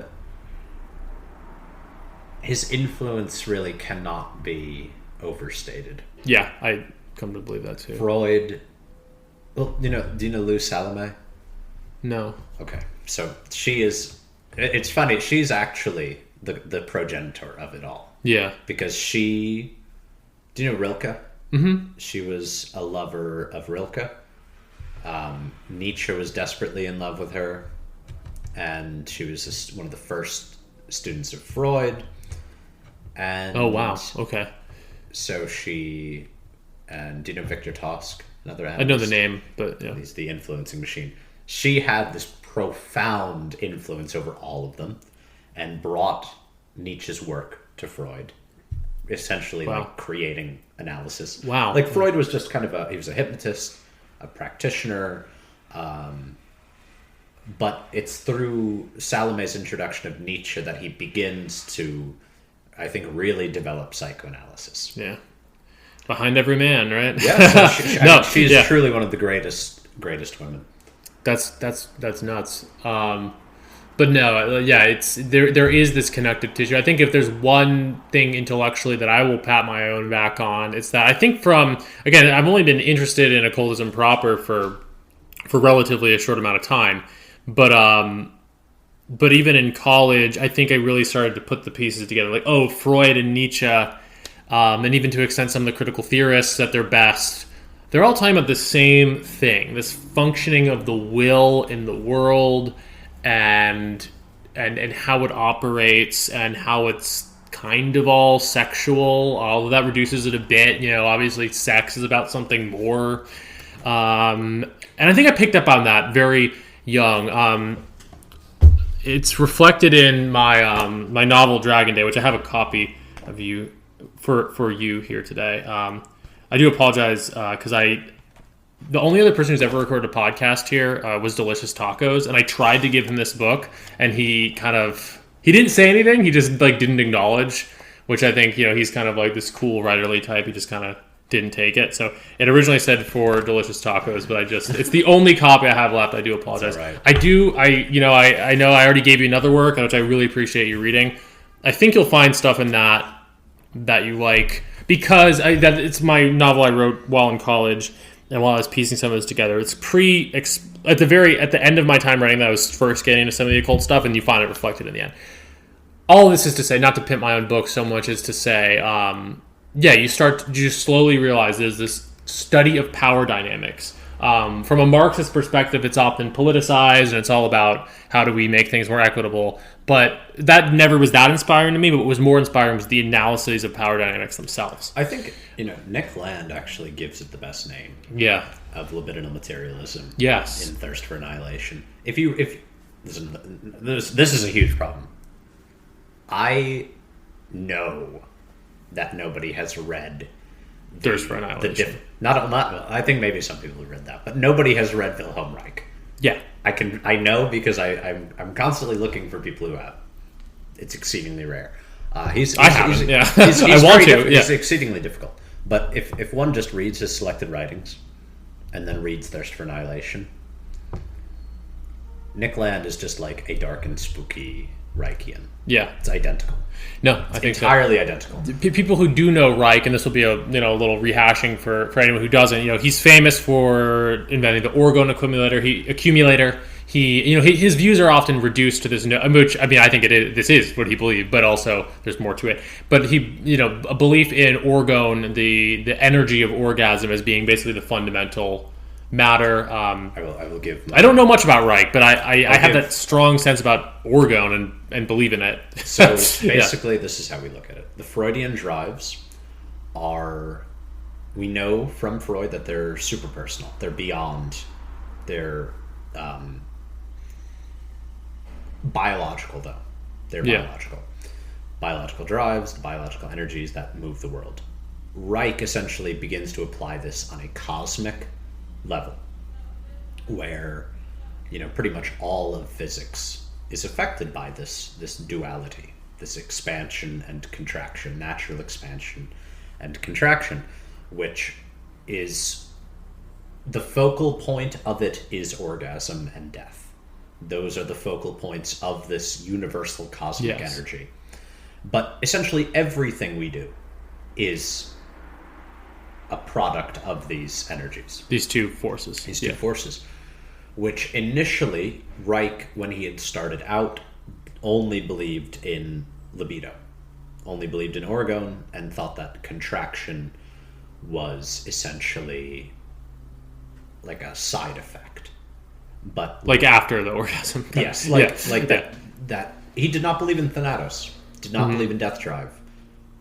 Up until the end of his work, where he's like, "Oh, I was wrong. It's real and it's active and dynamic. It is not the absence of energy. It is an active negative energy." Huge change. Because that is kind of the basis of his optimism in humanity, is that a lot of the negative things are products of repression, which they are, but it makes this whole new problem of well, then how do we exercise this energy? Yeah. But he's brilliant. No, he is. I want to read so much more of that than I have. I think that my read on what your take on this is Nietzsche is perhaps one of the best singular thinkers on this topic, but maybe Wilhelm Reich brought it close to the realm of science. Yes. Perhaps, is that a fair or something more empirical? I do think it works. Yeah, I do think it works. I think there's a reason that the government killed him. I was going to say, what happened to Reich? Right? I just know that he was locked up in some capacity, labeled insane, and died in prison. Yeah, it's terrible. No, I'll leave that as books. Literally tons of his books were burned. He's the only author to ever have their books burned. In the United States, right? He was in Arizona or something? By the U.S. government. He lived in Maine. In Maine, okay, yeah. But was working in Arizona. Yeah, I have to... It's definitely a breadcrumb trail to go. Research on the desert. Yeah. Wow. Okay, so what do we got next here? Let me see.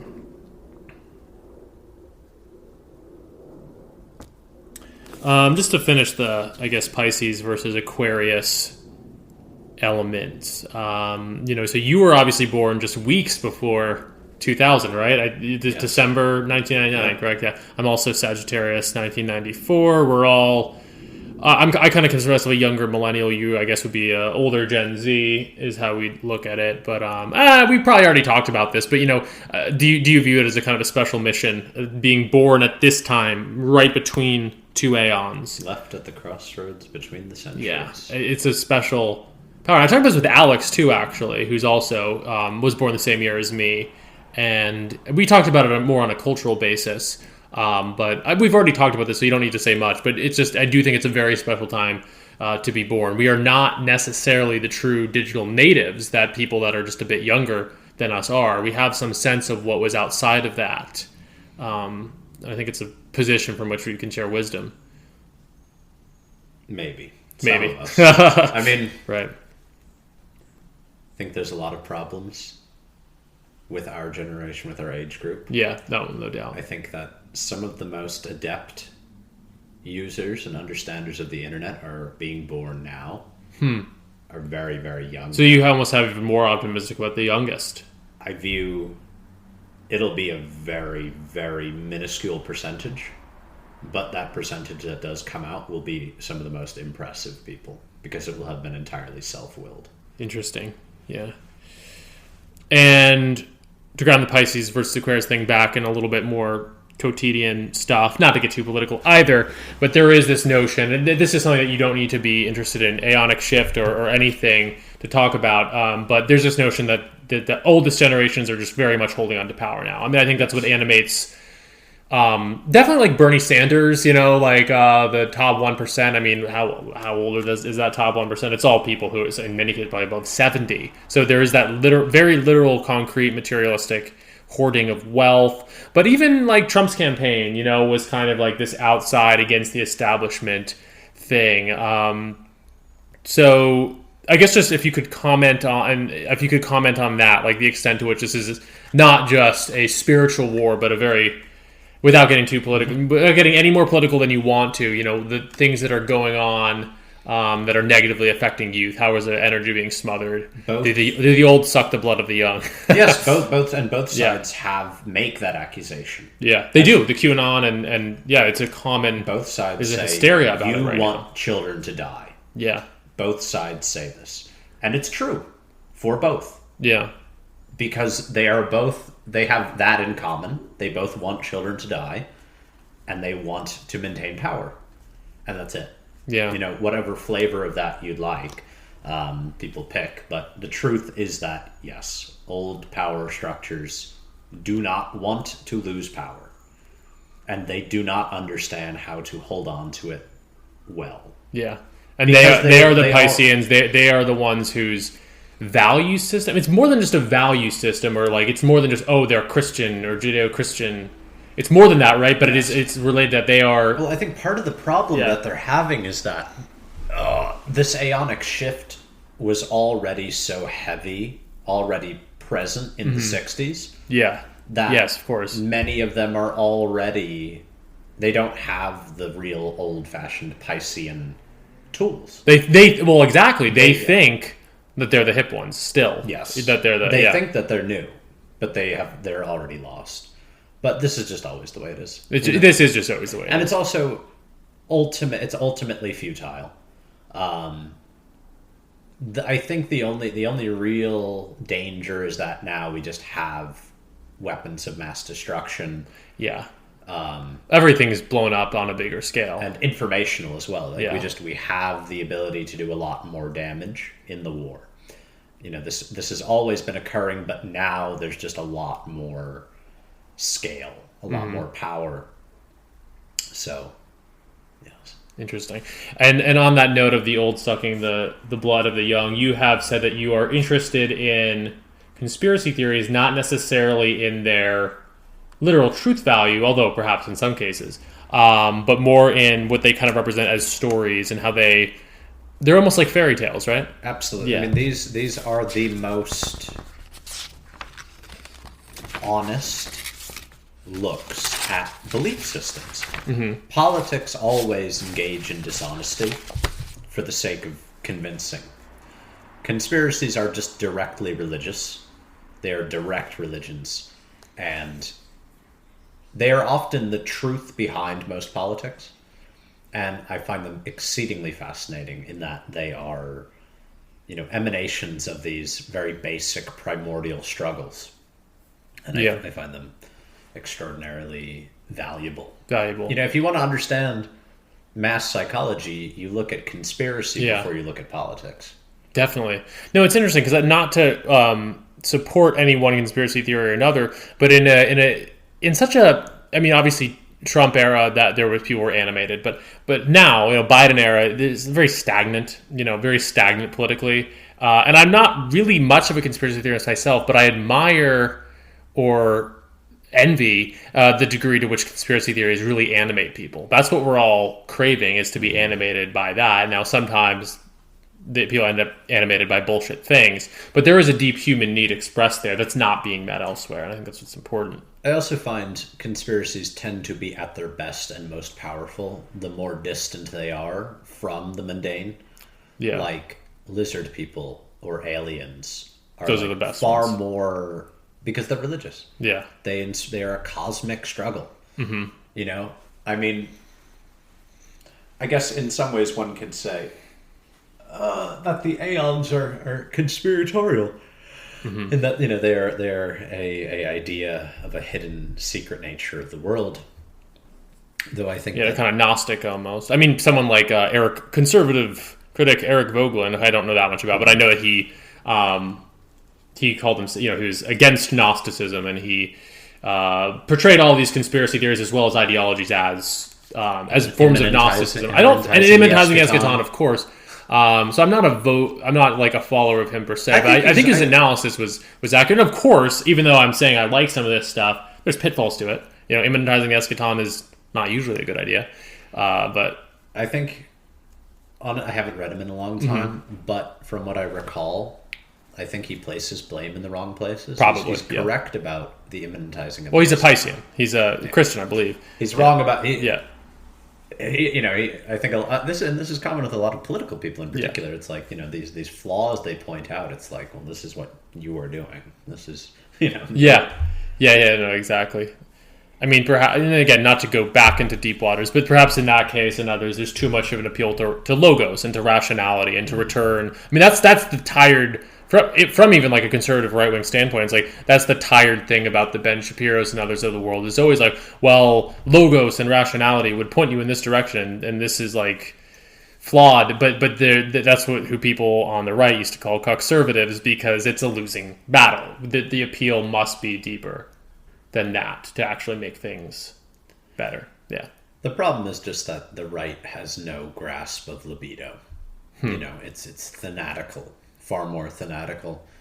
Even in the left, I would say relatively maternal, caring viewpoint, there is still libido.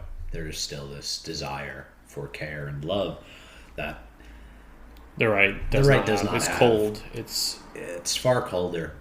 And it's kind of I view it kind of as like a trying to revive. Well, and I actually don't mean this in a negative way, but never. But I do think it's ineffective. It's trying to revive patriarchy in most cases. Appeal back to that aeon of the male phallic power, which I'm a believer in the phallic archetype, and as a man, utilizing that, but not necessarily the way that these conservatives would try to it's like using Viagra but it doesn't work or something. The irony is that, again, I think many of these young right-wing people, they got into it through Trump, they got into it through the internet, right? Because it was rebellious. If any of this were to happen, they would immediately rebel. Yeah, they're not, because they're just rebellious young people. They don't have. This is the other thing. Pretty much nobody believes anything. Yeah. There are very, very, very few people with beliefs. Mm-hmm. They can be changed. Pretty much everything can be changed in most people. Yeah. Most people have zero structure. Right. There's not a true structured mind. Mm-hmm. I think that a lot of, especially people online, I feel their pain, and I have been one of them in many ways. But there's you go to the side that's serving you and your interest. Frankly, your libido. I mean, this is a huge topic with incels. Well, I actually think it's somewhat overstated how right wing incels are. A lot of them are apolitical, or even some of them left wing. But nevertheless, there is like this. There's an image of like, oh, these guys aren't getting laid, so then they become Nazis online. It's not that does happen. I don't think that's all that's happening, but that does happen. So again, to bring it back to Reich and the rest, like there is like successful political movements are able to channel that libido in a good direction. The left has kind of failed at that, in particular with young men, I think, which is what maybe I don't know. You tell me. But. I was all the examples that I could think of are the opposite. Were people like controlled by the news. Yeah. Or people like animated by the news. No, I think both movements take on libido very well. Otherwise they wouldn't exist. Well, they take it on well in terms of sucking up, in almost a negative sense of like using that energy. I think they're a better. It's not even political at that point, but a better civilizational program, helps people bring their libido into fruition, which is society. But that's my. Yeah. This is also directly opposed to power as it exists, to political power. Like political power is built on harnessing that rather than allowing for its free expression. Yeah. So, interesting. In truth, there is just not a political structure as it exists that exists for the sake of the actual health of people. Which is what someone like Reich would advocate. Yes. Yeah. And Crowley. Yeah. Yeah.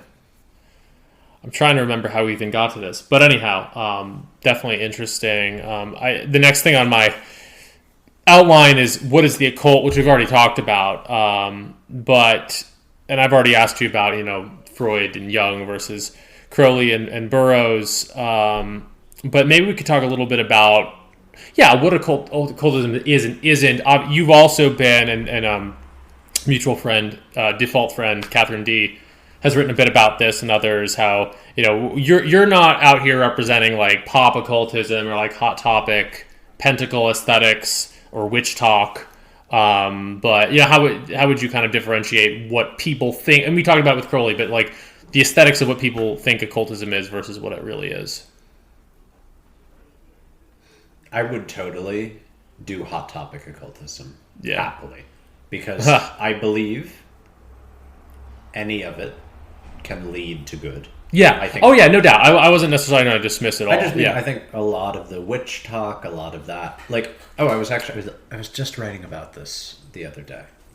Oh yes, I was at this occult meeting, and it was dreadful. There's just no energy.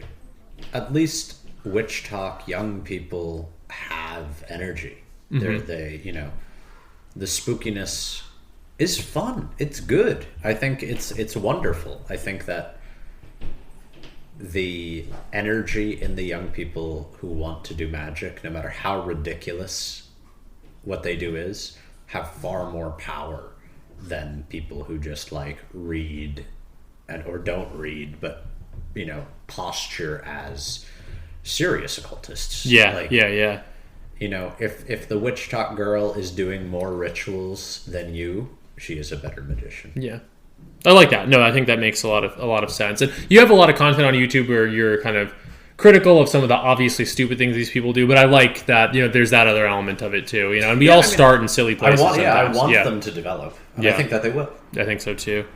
Yeah. Just real quick, what are some of, for people starting out, like what are some of the things the pitfalls and hazards of occultism to avoid? I can just speak personally. I think you wrote a very interesting article about numerology recently, that you can kind of get schizophrenic looking for numbers and finding meaning in everything. I have this even with the tarot a little bit, which the tarot rather, which I think sometimes it can be very helpful, mapping my subconscious. Other times it's like I'm just going to pull a card to make myself feel better, and it's like then I'll pull another card. You know what I mean? So how would you kind of navigate that potential towards like a sort of schizophrenic or at least neurotic relationship with it? Yeah, if you're prone to schizophrenia, don't do magic. If you are not a strong person, you really shouldn't be doing magic. Plain and simple, I think it's too much for most people. I find, especially a lot of the people who reach out, I find a lot of people that get wounded by it. Even friends of mine have certainly been. And it's because it requires a lot of discipline. It requires extensive discipline. And that's difficult to find now. It's difficult to do. And magic is difficult. It's difficult to not feel self-important It's difficult to not feel like some kind of messiah or special person. It's difficult to continue living in the world with other people without being like, they don't know what's really going on. I think love, you gotta have love. Gotta have love. You actually have to love life to do magic and not die. Yeah. If you're coming at it from a point of resentment, from a point of like, this is how I'm going to get one up on them. Yes, if it's from a point of weakness, it will destroy you. Yeah. Interestingly, I think I don't struggle with that so much. Like, I think I don't really struggle with the whole I'm special thing. And I think what I struggle more with is being neurotic about it, with putting too much into the cards are going to tell me, and I'm and also projecting answers that I want, things like that, which is another related but not totally. Well, there also has to be just controlling obsessive natures. Yeah, and just knowing when to kind of meditate or just take a step back perhaps. But what I was going to say is that the way I found it, I think what helps me not suffer from the messiah complex with it is that, again, kind of like Alex Demi talks about in Pop Magic and others, understand that everyone is doing magic. I mean, it's not necessarily ritual magic. It's not necessarily done well. But just remaining grounded in that very quotidian element of it, where all it is the science and art of doing your will, basically, and everything. And Burroughs talks about this. Burroughs was kind of schizophrenic himself, or neurotic at least, or not. Maybe that's a CIA ploy. But that notion that everything is will. Everything that happens is the product of will. Everyone's doing it. So, no, I'm not special. It's just that I do think there's a power. I think, help myself by understanding that. I would also say, even on a very basic level, because that's true.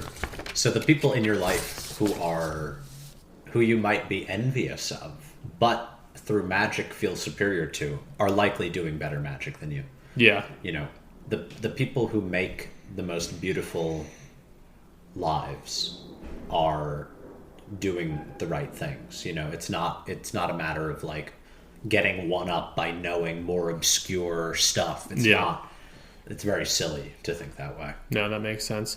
The other related thing I had to this was, I think it's a Jung quote that I admittedly heard, I think via Jordan Peterson, but I believe it's a Jung quote who talked about kind of there's a danger in Catholicism of it devolving towards just stifling authoritarianism. But the danger in Protestantism is that everyone becomes their own authority because they have a direct relationship with God. Mm-hmm. And occultism strikes me as having that danger tenfold. Mm-hmm. Maybe it's a big topic, and maybe we've already talked about it a little bit, but how do you navigate that? Because it is good to appeal, as you said, commune with the dead, appeal to tradition. We are I do think there's an aeonic element. We're kind of conditioned to not really have any vibrant traditions to appeal to anymore. So we're kind of in this position, the aeon of the child, perhaps aeon of the individual. I don't know if that's... Mm-hmm. Yeah, aeon of the individual. Okay, I didn't know if I was out of my element saying that. So that individualism is just a reality that we have to cope with. But how as a magician, how do you deal with the obvious, downsides of individualism? Love. God is love. Huge part of both Crowley and Jung.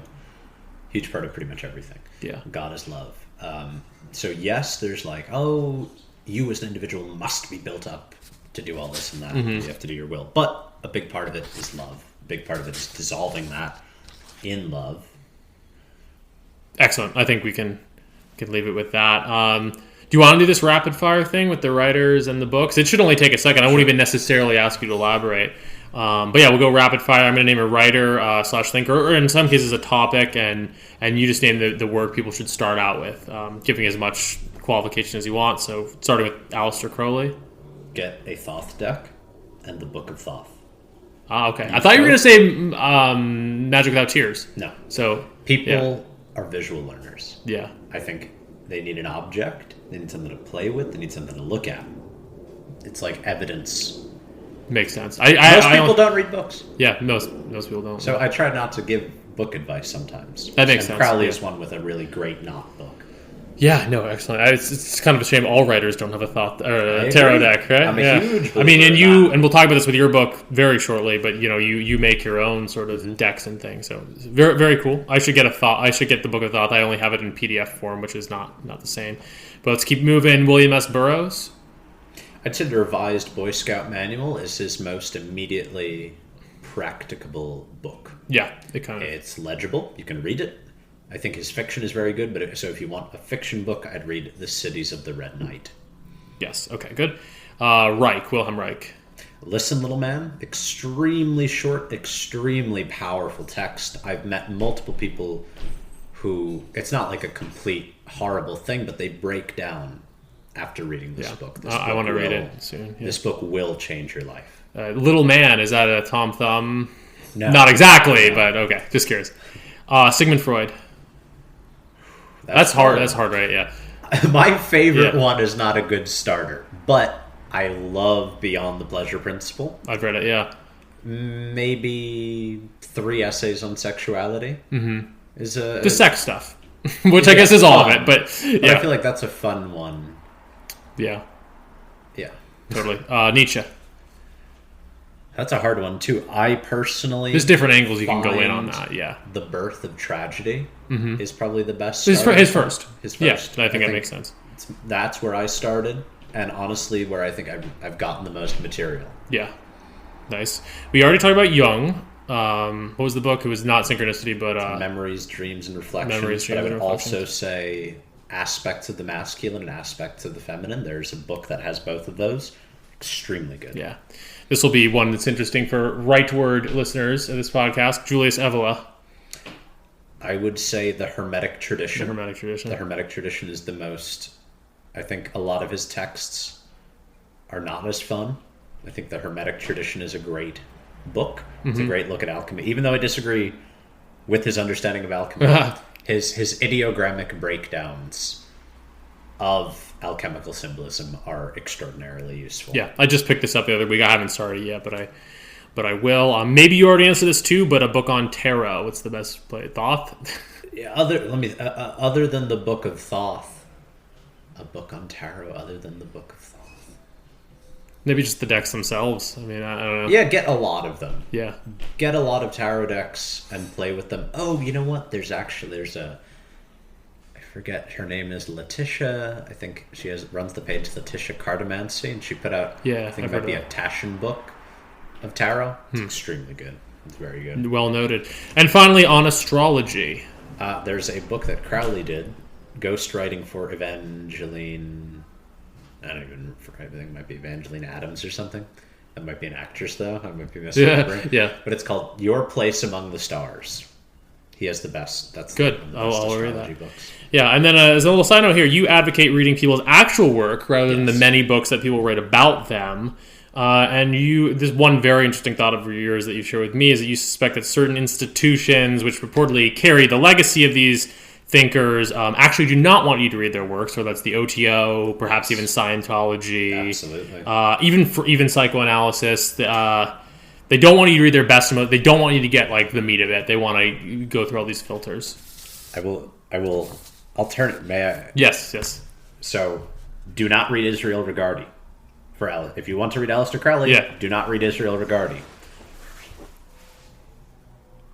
I would advise against reading Lacan. I don't think Lacan has anything. I used to like Lacan, but that's what Talia said. If you have not read Freud closely, if you have not closely studied psychoanalysis, you should not be reading Lacan. It's also, I think, it's a black hole.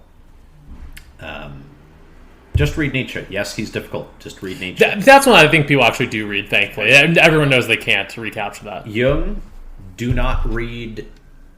I mean, von Franz has some things that are okay. Don't read von Franz if you want Jung. Don't read Hillman if you want Jung. Don't read... what's it? They did... Neumann. Don't read these people. Just read the people. Yeah. If you want the material, read the people.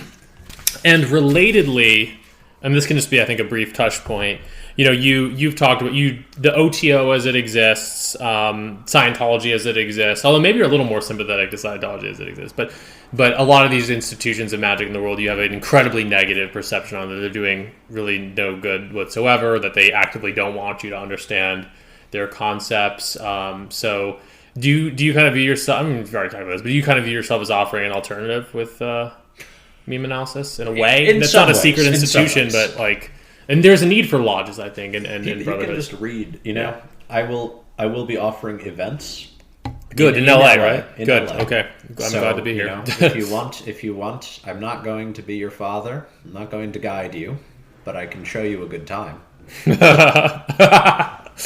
Excellent. Well, we look forward to it.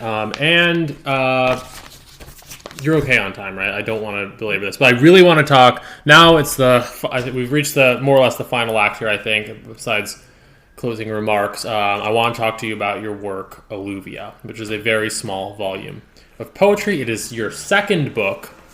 The first was called Effluvia. It was just, I don't have Effluvia. I'm lucky enough to have a signed copy of Alluvia. Effluvia was like this, except it was black, right? Or It was bigger. It was bigger.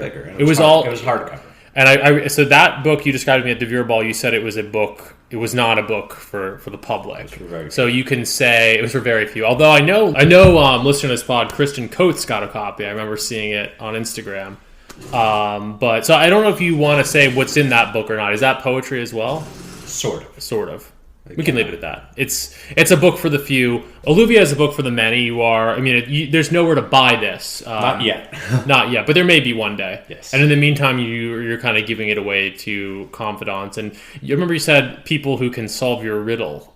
This was a few months ago. That was Effluvia. Okay, that makes more sense. Okay. But all right, without further ado, Alluvia is this small volume of poetry. I enjoyed it a great deal. It was written from February to September last year, and I'm not really like a seasoned poetry critic, but I'll definitely say there were shades of Ezra Pound. I know enough to see that influence, and it's not haiku, but it's grounded in brief, very strongly rendered images. And then I'll let you talk about it, but I definitely enjoy the degree to which it's an image book, and it is kind of a tarot deck, is it not? It is, to me, it's a book about writing, about the creation of characters, of images, of symbols.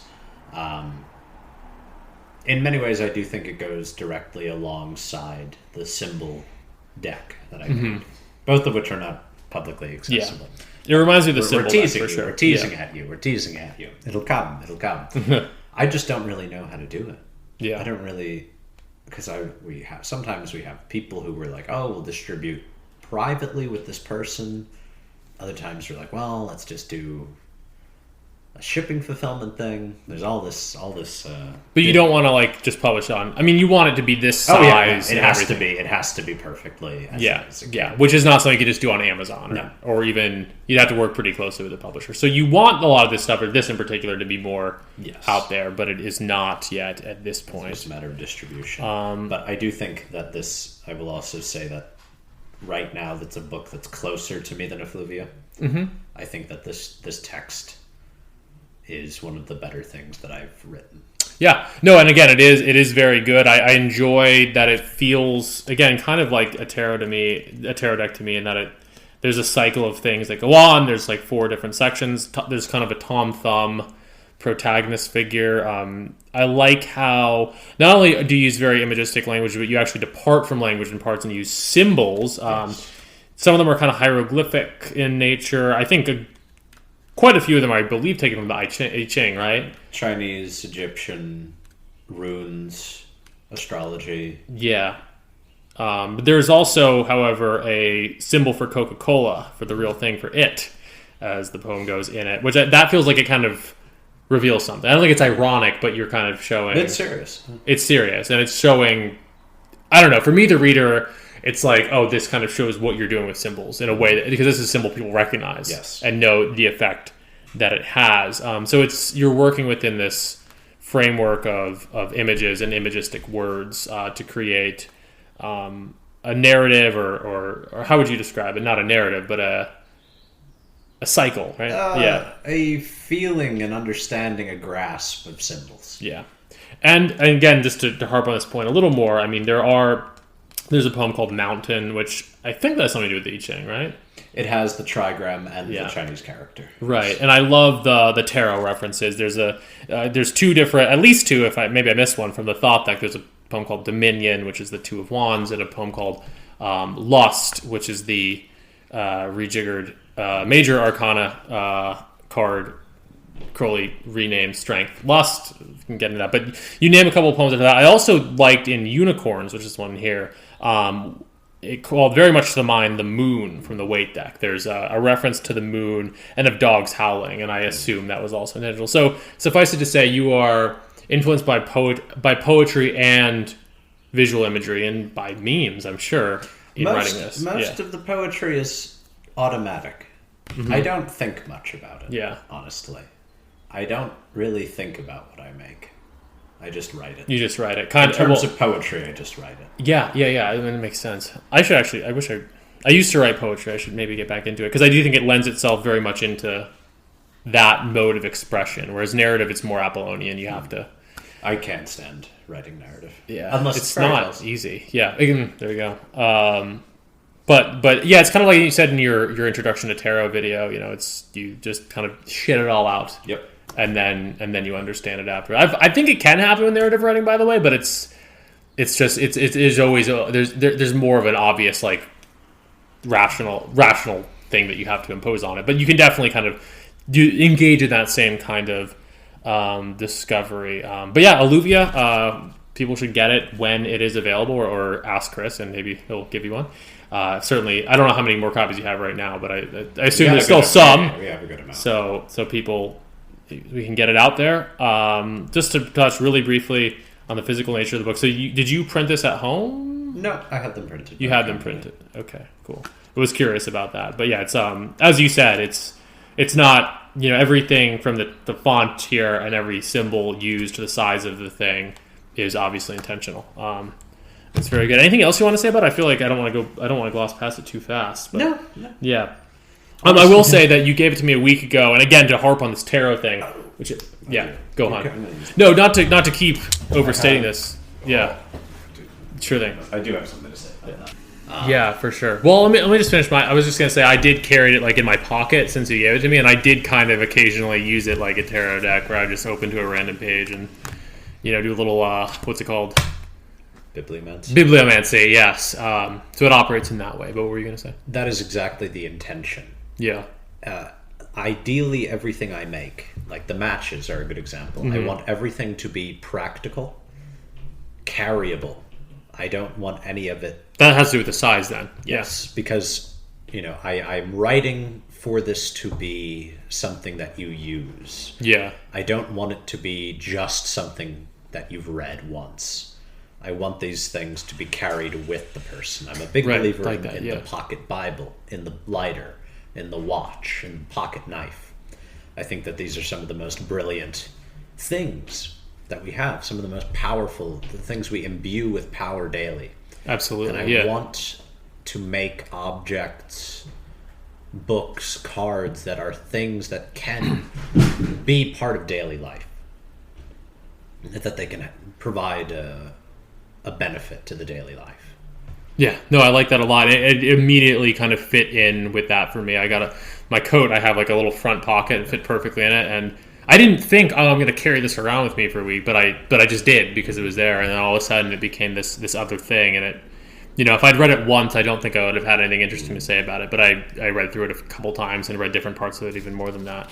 And no, I appreciate what you're doing there a great deal. I think we're about at the end here, but let's definitely talk about where people can find you. We talked about your YouTube channel, Meme Analysis. You're also on Substack. You've got a comics brand, or however you'd put it. That's all. I don't know if we don't have to talk about Aeonic comics stock anymore. Oh, really? Yeah, I think we might be out. We might be out. It's been a while. Aeonic comics. Yeah. But if there are, you should get them. Yeah. But yeah, just they can find you on Twitter at the God Disc. At the God Disc. Most of it. Yep. Substack too, right? Yes, I believe. And people, and I'm sure people. You're not going to be far from most of the people listening to this. Are going to your social media presence won't be far from them. And again, how can people book a tarot reading with you? Just reach out. Yeah, just DM me. All right. Well, Chris, thanks so much. This has been a really special couple hours here. Thanks for having me. And fantastic. Wonderful. All right.